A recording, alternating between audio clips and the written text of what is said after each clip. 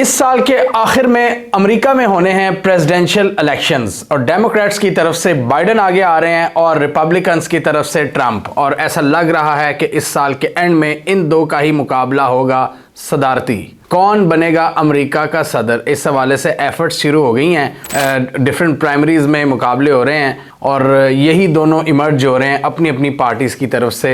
यानी जो main presidential candidate हैं दोनों पार्टीज़ की जानिब से वो यही नज़र आ रहे हैं। एक तरफ बाइडेन है, एक तरफ ट्रंप है। तो बाइडेन अपनी इस वक्त जो गिरती हुई पॉपुलैरिटी है उसको बचाने की कोशिश कर रहे हैं और इस हवाले से उन्होंने एक नया स्टंट, एक नया मीडिया स्टंट खेला है और सेथ मायर्स के शो में वो आए हैं। जो लेट नाइट शोज़ होते हैं ना अमेरिका के, ये बड़े पॉपुलर होते हैं और इनकी टेंडेंसी मैंने देखी है, ये जो ज़्यादातर लेट नाइट शोज़ के होस्ट हैं ये ज़्यादातर बाइडेन जो डेमोक्रेट पार्टी है उसके सपोर्टर होते हैं और ट्रंप और रिपब्लिकन्स के ये ख़िलाफ़ होते हैं।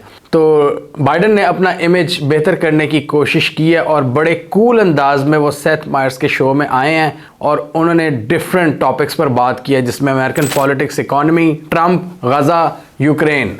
आज की इस वीडियो में हम देखेंगे कि बाइडेन का क्या थॉट प्रोसेस है, क्या उन्होंने बातें की हैं, मैंने बड़े गौर से सुनी हैं और क्या उनका एक विजन नज़र आ रहा है। इज़राइल के हवाले से उन्होंने क्या बात की है, नेतन्याहू के हवाले से क्या बात की है, आइए देखते हैं। तो पहले तो बड़ा फ़नी अंदाज में उनका वेलकम किया गया, कुछ लाइट बातें भी हुई, कुछ बड़ा उन्होंने मजाक भी किया आपस में और बड़ा हैरान कुन तौर पर बाइडेन काफ़ी स्टेबल नज़र आए। जो कि बाइडेन पे अक्सर तनकीद होती है ना कि बाइडेन एक सोया हुआ प्रेसिडेंट है, गिरता पड़ता है, सीढ़ियों पर गिर जाता है। डोनाल्ड ट्रंप और उनके सपोर्टर्स इनको स्लीपी जो कहते हैं कि हर वक्त ये नींद के नशे में बोल रहे होते हैं। ये इतने ज़्यादा एजड हो चुके हैं कि इनको कुछ नहीं पता। इसका बड़ा ज़बरदस्त जवाब दिया बाइडेन ने ट्रंप को। उन्होंने कहा कि जो आइडियाज़ होते हैं वो बूढ़े होते हैं इंसानों के निस्बत। और पिछले दिनों से हम ये भी देख रहे हैं कि ट्रंप अपनी रैलीज़ में और जलसों में इनकी काफ़ी ज़्यादा नकल उतार रहे हैं, काफ़ी ज़्यादा इनका मजाक उड़ा रहे हैं। वो जो बाइडेन की एक फुटेज थी ना कि जब वो तकरीर करके पीछे वापस मुड़े तो वो एलियन से या पता नहीं किसी खलाई मखलूक से सलाम ले रहे थे जब वहाँ पे कोई खड़ा भी नहीं हुआ था। तो इस बात का ट्रंप काफ़ी ज़्यादा तवा लगा रहे हैं। बिल्कुल पाकिस्तानी पॉलिटिक्स बनी हुई है, अमेरिकन पॉलिटिक्स।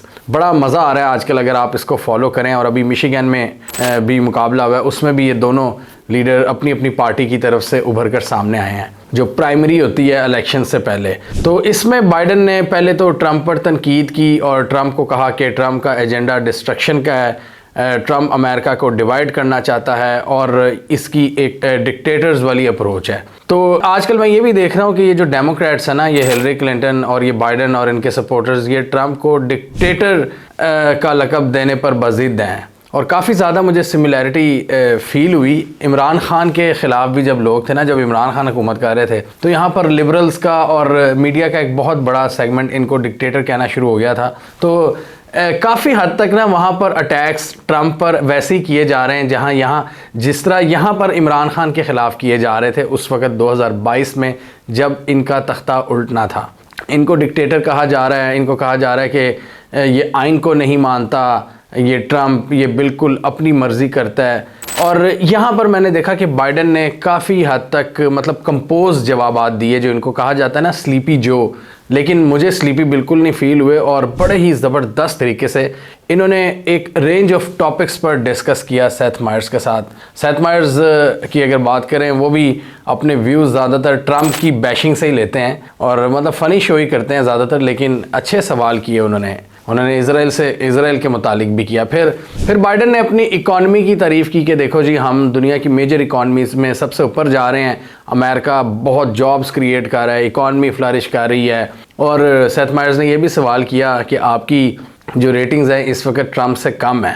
तो इस पे भी मतलब बाइडेन ने उन पर तनकीद शुरू कर दी। फिर अमेरिका का जो 9 मई था यानी 26 जनवरी 2021, जहाँ पर कैपिटल हिल पर ट्रंप के सपोर्टर्स ने चढ़ाई कर दी थी ये कहकर कि हम ये नहीं मानते ये जो ट्रंप के साथ सब कुछ हो रहा है। तो उस पर भी तनकीद की। वो भी काफ़ी पैटर्न मुझे 9 मई की तरह नज़र आता है अमेरिका में कि किस तरह ट्रंप को काफ़ी ज़्यादा लताड़ा जाता है उस बेस पर, 6 जनवरी की बेस पर, कि किस तरह लोगों ने चढ़ाई की उनकी सरकारी इमारतों पर। और बाइडेन ने कहा कि मैंने उसको तकरीर में ये कहते हुए सुना कि मैं इन सब को माफ़ कर दूंगा, ये पैट्रियट्स हैं।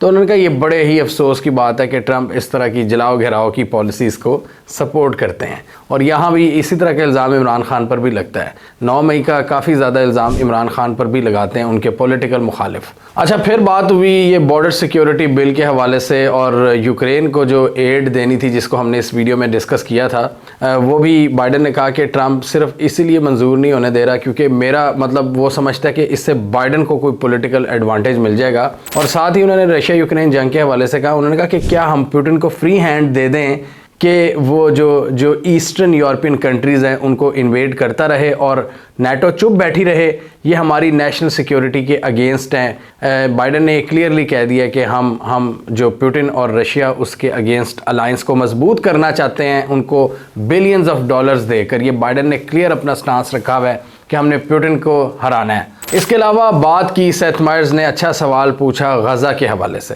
उन्होंने ये क्लियर कहा, बाइडन के मुंह पर कहा कि आपने सीज़ फायर की बहुत सी कॉल्स को सपोर्ट नहीं किया, ऐसा क्यों है? गज़ा में जो इतने ज़्यादा लोग शहीद हो रहे हैं, इसका मतलब ये कब रुकेगा पूरा सिलसिला? इस पर बाइडन ने एक लंबी तमहीद बांधी। अब बाइडन के हम अगर ख्यालात देखें, बाइडन ने पहले तो कहा कि ये हमास ने बहुत बुरा किया, 7 अक्टूबर को सारे हॉस्टेजेस को रिलीज़ हो जाना चाहिए। और फिर बाइडन ने कहा कि हम इसका ये जो पूरा सलूशन है हमारे पास, बट बड़ा डिफ़िकल्ट सलूशन है, और अगर हमारा प्लान कामयाब हो जाता है तो हमारी 6 मुस्लिम स्टेट से बातचीत चल रही है जिसमें सऊदी अरब और कतर वगैरह शामिल हैं, ये तैयार बैठे हैं इज़राइल को रेकग्नाइज़ करने के लिए। लेकिन उन्होंने कहा कि इसके लिए इज़राइल को सबसे पहले चाहिए कि अपने रवैये तब्दील करे। उन्होंने क्लियरली बेंजामिन नेतन्याहू की गवर्नमेंट को कहा है कि ये इनकी हिस्ट्री की सबसे ज़्यादा कंजर्वेटिव हुकूमत है और इनके एक्शंस की वजह से ये पूरी दुनिया की सपोर्ट को लूज़ कर देंगे। उन्होंने कहा कि बड़े बड़े लोग आए हैं यहाँ पर, बड़ी बड़ी कंजर्वेटिव हुकूमतें आई हैं, लेकिन ये बहुत ज़्यादा कंजर्वेटिव हुकूमत है। इसको हमने पहले भी डिस्कस किया हुआ है कि बाइडन ने तनकीद की हुई है नेतन्याहू के, और उन्होंने कहा कि अगर इनके यही एक्शंस रहे तो फिर दुनिया से इनको सपोर्ट नहीं मिलेगी। फिर सीज़ फायर के हवाले से बाइडन ने कह दिया कि हम पुरुमीद हैं कि रमज़ान से पहले एक सीज़ फायर हो जाएगा, और इजराइलीज़ ने हमें कहा है हम मिलिट्री ऑपरेशंस और ऐसी एक्टिविटीज़ को इंगेज नहीं करेंगे रमज़ान में।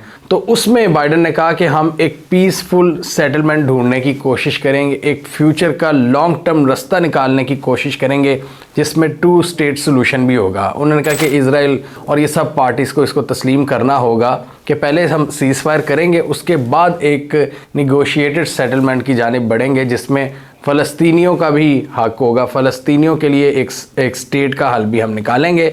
और उन्होंने कहा कि इस हवाले से हमारी बातचीत चल रही है, लेकिन इनको अपना रवैया तब्दील करना होगा इज़राइल को। और साथ ही उन्होंने कहा कि हमास के हाथों ये फ़लस्तीनी जो हैं ये यरगमाल बने हुए हैं। अब ये अमरीकी सदर हैं, ये उनका पॉइंट ऑफ व्यू है। और साथ ही उन्होंने रफ़ा बॉर्डर क्रॉसिंग के हवाले से कहा कि इज़राइल ने हमें कहा है कि हम अभी ऑपरेशन नहीं करेंगे और उस शिद्दत के साथ अभी नहीं जाएंगे, रफ़ा पर चढ़ाई नहीं करेंगे, पहले सेफली इवैक्यूएट करेंगे लोगों को और उसके बाद हम देखेंगे, और जितना भी हमास के बचे कुछ लोग हैं वहाँ पर उनको मारेंगे। और मतलब ये बातें वो हैं जो ये स्टिल इज़राइल की साइड लेते हैं इस तरह की एक्टिविटीज़ में।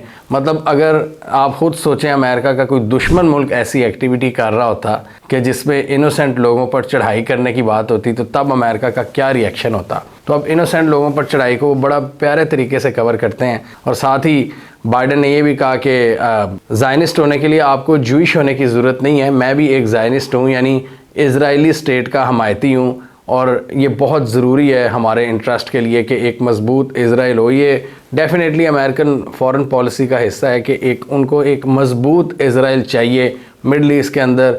बेसिकली उनके स्ट्रेटेजिक एम्बिशंस के लिए इज़राइल उनका कैप्टन है इस रीजन में, और इसलिए ये कोशिश करते हैं कि इज़राइल की आसपास के अरब ममालिक के साथ दोस्ती हो जाए, सऊदी अरब, यूएई, इजिप्ट, जॉर्डन, और बहुत से ममालिक इनकी कुछ बात ज़्यादा मान लेते हैं, कुछ कम मानते हैं। जैसे यूएई के साथ बड़ी अच्छी है इज़राइल और अमेरिका की, इजिप्ट की भी अच्छी है, जॉर्डन की भी अच्छी है। सऊदी अरब कहता है कि पहले जी 2 स्टेट सोल्यूशन होगा, फिर हम इज़राइल को रिकग्नाइज़ करेंगे। तो अमेरिका यही इज़राइल को पैगाम देने की कोशिश कर रहा है कि भाई आपके बारे में जज्बात बहुत बुरे हैं, आपके अगेंस्ट जो सेंटिमेंट है वो बहुत नेगेटिव है, तो उसके लिए उसको ख़त्म करने के लिए ज़रूरी है कि आप अपनी इन कार्रवाइयों को कम करें ताकि आपकी थोड़ी बहुत हम सपोर्ट पैदा कर सकें मुस्लिम दुनिया में। अमेरिका ये इज़राइल को समझाता है कि देखो अगर आप थोड़े से सही हो जाओगे तो हम अरब ममालिक को सीधा कर लेंगे आपके हक़ में। लेकिन इस वक्त जो नेतन्याहू ने हरकतें की हैं, 30,000 बंदा वहाँ पे शहीद करवा दिया है, तो इसकी वजह से ये बड़ा मुश्किल हो गया इवन अमेरिका के लिए कि वो कैसे इज़राइल के हक़ में लॉबिंग करे पूरी दुनिया में। अरब्स का पैगाम आ रहा है, जो आम अरब्स, जो अरब यूथ है वो अमेरिकन को पैगाम दे रहे हैं उनके डिप्लोमेट्स के थ्रू कि आपके लिए जो नफ़रत है वो शदीद बढ़ चुकी है। इज़राइल के लिए शदीद नफ़रत है, अमेरिका के लिए शदीद नफ़रत है। ये रिपोर्ट्स आ रही हैं अमेरिकन की, CNN हमें बता रहा है। तो इसी वजह से आप देखें कि अरब यूथ बहुत ज़्यादा इस वक्त उसमें एक रिजेंटमेंट पाई जाती है कि इन्होंने बहुत बुरा सलूक किया गज़ा वालों के साथ, और इसी वजह से फिर हम देखते हैं कि ये अंसारुल्लाह वगैरह ये भी इम्बोल्डन होते हैं। इनको भी एक बहुत बड़ी, एक मैसिव स्केल पे इनको सपोर्ट मिलती है अपने मुल्कों में, और ये एंटी अमेरिका कार्रवाइयाँ करते हैं। ये अमेरिका के अपने इंटरेस्ट के अगेंस्ट जाता है, और अमेरिका इतना ज़्यादा इज़राइल को सपोर्ट कर देता है कि आसपास के जो पावरफुल एंटिटीज़ हैं उनकी सपोर्ट भी लूज़ कर देता है। और इस हवाले से अमेरिका के नेशनल सिक्योरिटी स्पोक्स पर्सन जो हैं जॉन कर्बी, उन्होंने भी मीडिया से बातचीत करते हुए कहा कि हम तब तक इज़राइल के रफ़ा के एक्शंस को सपोर्ट नहीं करेंगे जब तक वो हमें पूरा प्लान नहीं दिखाएंगे और इसमें लिखा होगा कि किस तरह सेफली इवैक्यूएट करना है सिटीजन्स को, और उसके बाद वो धावा बोलेंगे।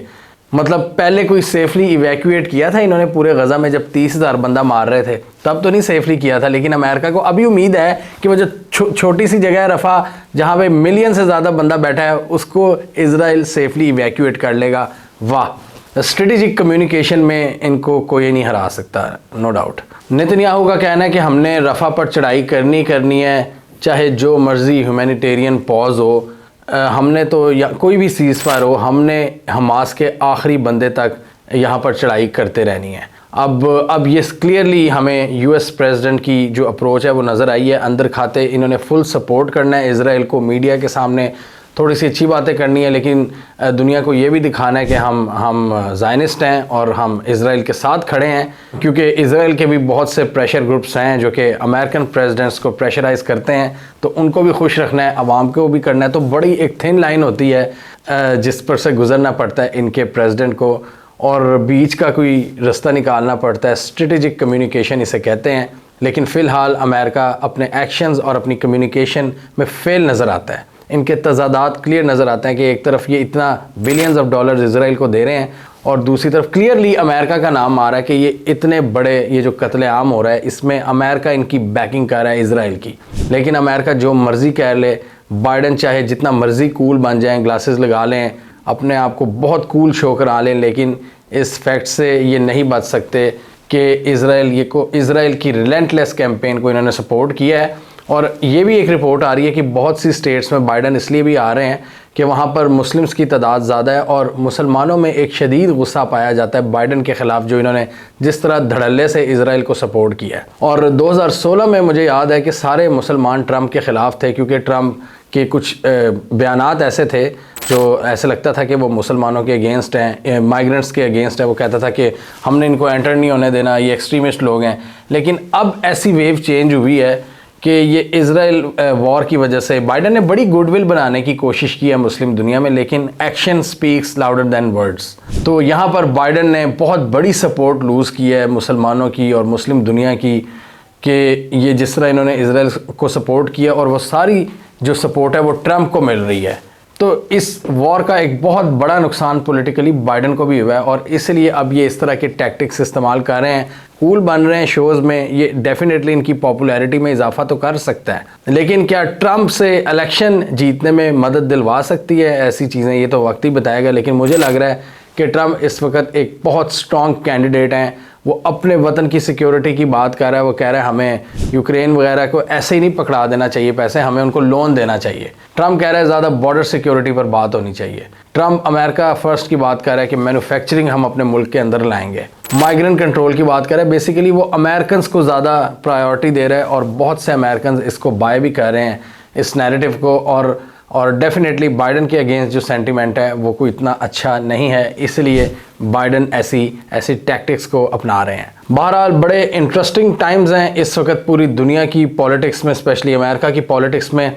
कहा यह जाता है कि जो सिस्टम है अमेरिका का, जो इस्टेब्लिशमेंट है वो ट्रंप को इतना पसंद नहीं करती, इसलिए धड़ाधड़ केसेस भी बन रहे हैं ट्रंप पर, और बाइडन को इस वक्त ज़बरदस्ती उसको चढ़ाने की कोशिश की जा रही है। ये वो बातें हैं जो आप अक्सर सोशल मीडिया पर सुनते हैं। बाइडन डेफिनेटली एक वीक कैंडिडेट है अगर ट्रंप के साथ इसका मुकाबला किया जाए। ट्रंप की सपोर्ट भी इस वक्त ज़्यादा है, जो रेटिंग्स हैं वो भी इस वक्त ट्रंप की ज़्यादा हैं अमेरिकन्स की नज़र में। हमें कमेंट सेक्शन में बताइए आपके ख्याल में आप किसको सदर बनता हुआ देख रहे हैं आने वाले दिनों में। क्या इस तरह की जो कूल इंटरव्यूज़ हैं क्या बाइडन की पॉपुलैरिटी में इजाफा कर सकते हैं? और आपके ख्याल में ये जो बाइडन ने कहा है कि हम रमज़ान से पहले सीज़ फायर की एक कंडीशन को अचीव कर लेंगे, क्या ये दुरुस्त कह रहे हैं कि बेंजामिन नेतन्याहू हमेशा की तरह इनके बयानात की धज्जियाँ उड़ाते हुए रमज़ान में भी अपनी कैंपेन को जारी रखेगा? कमेंट कीजिए। इसके अलावा हमारा यूट्यूब चैनल सब्सक्राइब कर लें, साथ ही वो बेल आइकॉन भी दबाने ताकि वो स्टोरीज़ दुनिया भर से पाकिस्तान से जिनकी मेन स्ट्रीम मीडिया पर प्रॉपर कवरेज नहीं होती हमारे प्लेटफॉर्म के थ्रू आप तक टाइम पर पहुँच जाएँ।